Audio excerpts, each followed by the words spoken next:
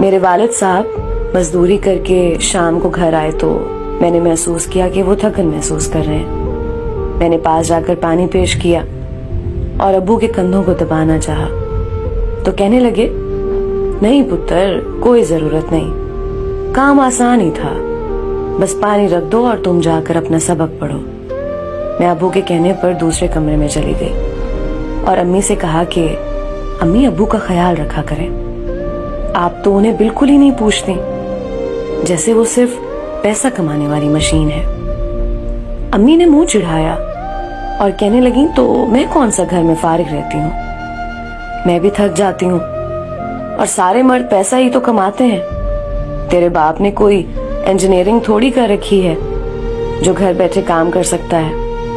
میں امی کی بات سن کر حیران ہو کر اپنے کمرے میں چلی گئی اور سوچنے لگی کہ میرے گھر میں جو کھانے پینے کا سامان آتا ہے وہ ایک ایسا شخص لاتا ہے جس نے کبھی تھکن محسوس نہیں کی، اور اس کی بیوی اسے پانی دینے کو تیار نہیں۔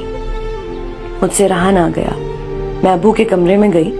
ابو سو رہے تھے اور میں نے دیکھا کہ ان کے دونوں ہاتھوں پر چھالے بنے ہوئے ہیں۔ دیکھتے ہی بے اختیار میرے آنسو نکل آئے، جو مجھے بتا رہے تھے کہ یہ شخص تمہاری ماں کی نفرت بھی برداشت کرتا ہے، تمہیں کالج بھی پڑھاتا ہے اور گھر کا سامان بھی مہیا کرتا ہے، غمی خوشی بھی اس کے ذمہ ہے، لیکن جب گھر آتا ہے تو کہا جاتا ہے اس نے کون سی انجینئرنگ کر رکھی ہے۔ وہ میری ماں ہے، میں ان کو صرف سمجھا سکتی ہوں، ان کی گستاخی نہیں کر سکتی، لیکن یاد رکھیں باپ ہمیشہ گھنے سائے جیسا ہوتا ہے۔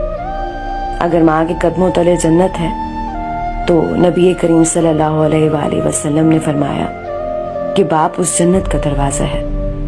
اپنے جیتے جی والدین کی خوشی کا باعث بن جائے، ان کی عزت کا خیال رکھیں، مرنے کے بعد آپ کے آنسو ان کے کسی کام نہیں آئیں گے۔